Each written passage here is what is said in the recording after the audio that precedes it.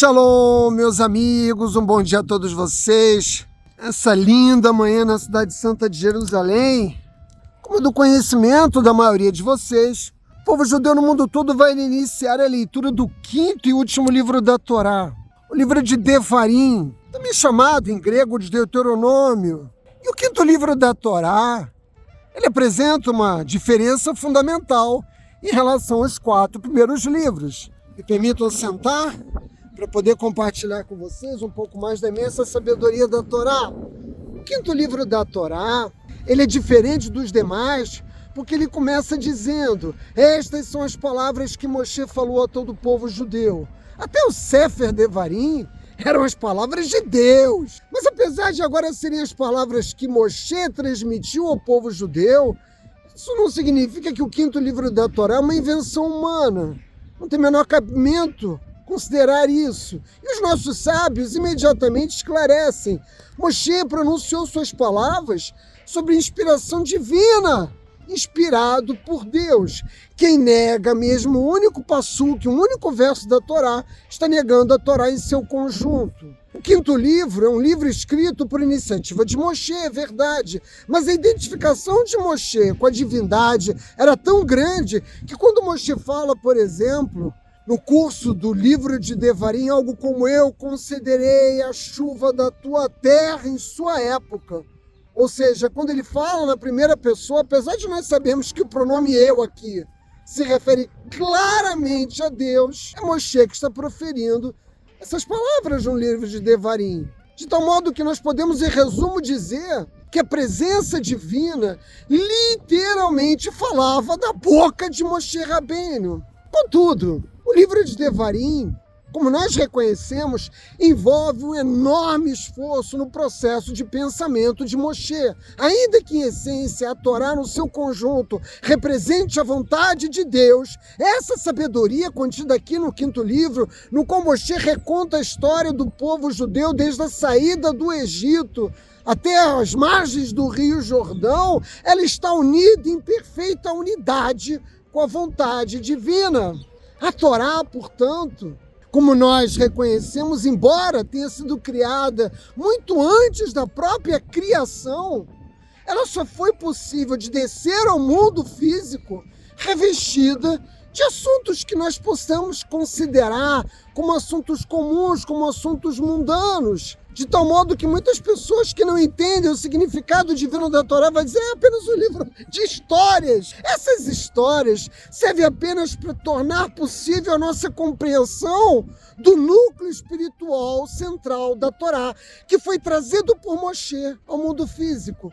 Moshe possuía este atributo como nosso maior mestre, como nosso maior profeta, como mediador, conectando, como eu me chamei a atenção antes, o núcleo espiritual da Torá que se encontrava nos mundos espirituais. E ele trouxe, quando desceu do Sinai, com o nosso mundo, a Torá com a sua estrutura de pensamento humano. É essa fusão. Moshe era o máximo de anulação, de humildade, de dedicação, de abnegação a Deus. E esse compromisso transcendeu, como todos devemos reconhecer, o pensamento mundano. Não é apenas um homem falando sobre a vontade divina.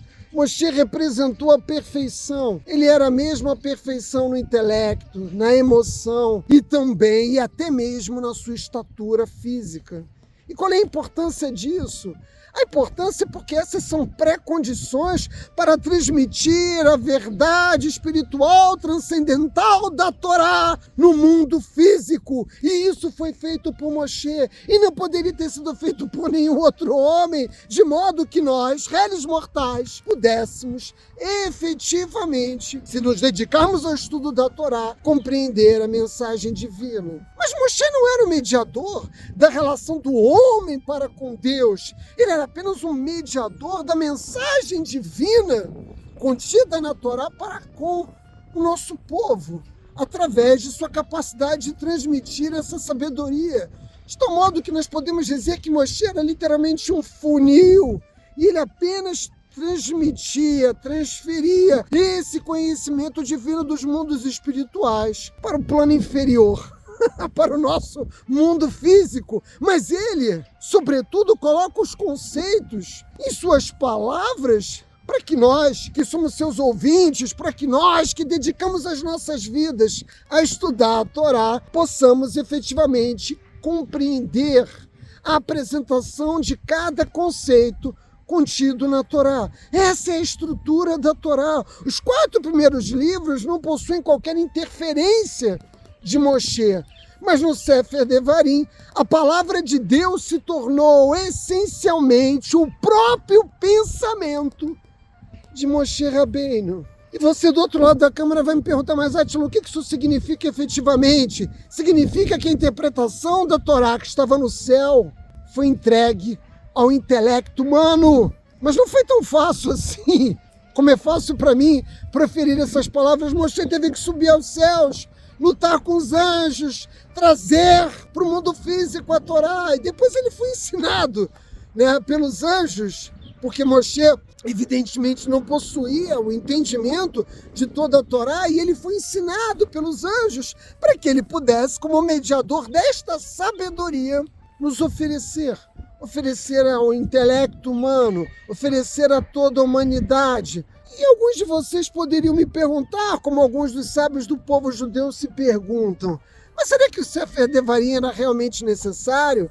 A Torá já não estaria clara se ela fosse constituída essencialmente apenas dos seus 4 primeiros livros? A mensagem divina já não estaria concluída? Não!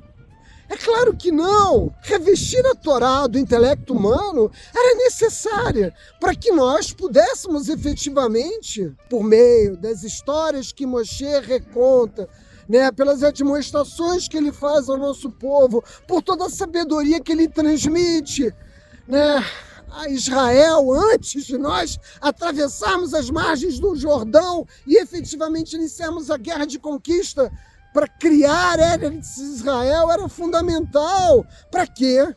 Para que, independentemente do nível de entendimento espiritual de cada um de nós, e nós sabemos que esses níveis são muito diversos, todos nós, ao estudarmos a Torá, pudéssemos efetivamente compreender em diferentes níveis, é claro, a infinita verdade que o Criador nos entregou há mais de 3.000 anos atrás, quando a Torá foi entregue no Monte Sinai.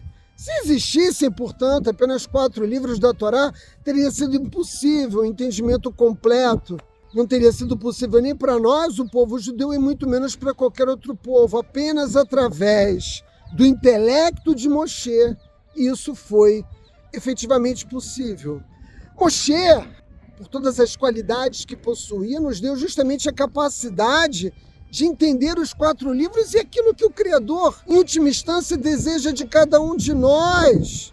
Foi possível obter uma compreensão da verdade espiritual da Torá, tornando ela ao alcance de todos, mas cuidado, quando eu me refiro ao alcance de todos, como vocês sabem, a Torá tem níveis diversos de compreensão, que vão desde a literalidade até a Torá oculta, a Torá Nistá. Portanto, cada um de nós se encontra num nível muito diferente, espiritualmente falando, de capacidade de interpretação da Torá. Mas sem esse esforço de Moshe, não teria sido fácil para qualquer pessoa entender por que a Torá deve se revestir do intelecto humano e de quais são as mensagens que estão contidas mesmo na Torá. Moshe foi responsável, portanto, por uma verdadeira fusão de opostos, sabedoria divina que estava nos céus e a compreensão de cada um de nós aqui no mundo físico. Portanto, eu já poderia encerrar aqui mesmo a minha mensagem para vocês no dia de hoje, porque nós já adquirimos um entendimento fundamental de que a única forma de trazer o núcleo central da sabedoria divina dos mundos espirituais para o mundo físico é revestindo esse conhecimento através da lógica e do pensamento humano. E essa foi a contribuição de Moshe, e essa é mesmo a finalidade do Sefer Devarim. Mas se nós compreendemos isso, nós podemos ir além. Isso nos ajuda a compreender outros aspectos fundamentais da Torá. O Sefer Devarim, ele foi escrito e recitado por Moshe Rabbeinu ao nosso povo às margens do Rio Jordão, quando nos preparávamos para entrar em Eretz Israel. Ou seja, o cruzamento do Rio Jordão representa para o nosso povo um movimento que ele é essencialmente espiritual, mas ele também é geográfico. Por quê? Porque antes do cruzamento do Rio Jordão, nós dependíamos para poder viver no deserto de expressões milagrosas, da vontade revelada de Deus, abertamente. O alimento caía dos céus, era o maná, a água vinha da fonte milagrosa de Miriam, e as nuvens de glória protegiam o nosso povo contra os inimigos, os animais selvagens, e até mesmo as nossas vestimentas foram milagrosamente preservadas nesta jornada de 40 anos. Depois de entrarmos em Eretz Israel, o povo judeu não poderia mais viver senão dentro de uma ordem natural. E o que isso significa? Significa que nós temos que trabalhar a terra, significa que nós temos que nos alimentar dos frutos dessa terra, para tornar essa transição possível, a transição espiritual e geográfica que marca o cruzamento do Rio Jordão. Era necessária uma abordagem da Torá que relacionasse o homem com a forma como ele funciona no meio físico, no meio mundano. E eu devo dizer a vocês, para encerrar minha mensagem, eu estou em Jerusalém, mas é como se estivéssemos também às margens do Rio Jordão, preparando-nos para entrar em Eretz Israel, mas não mais agora sob a liderança de Yoshua Binu ou de Moshe Rabbeinu. Nós estamos às margens do Jordão para entrar em Eretz Israel, com o ungido de Hashem, com Mashiach, fundindo a palavra de Deus com a sabedoria humana, meus amigos. Shabbat Shalom.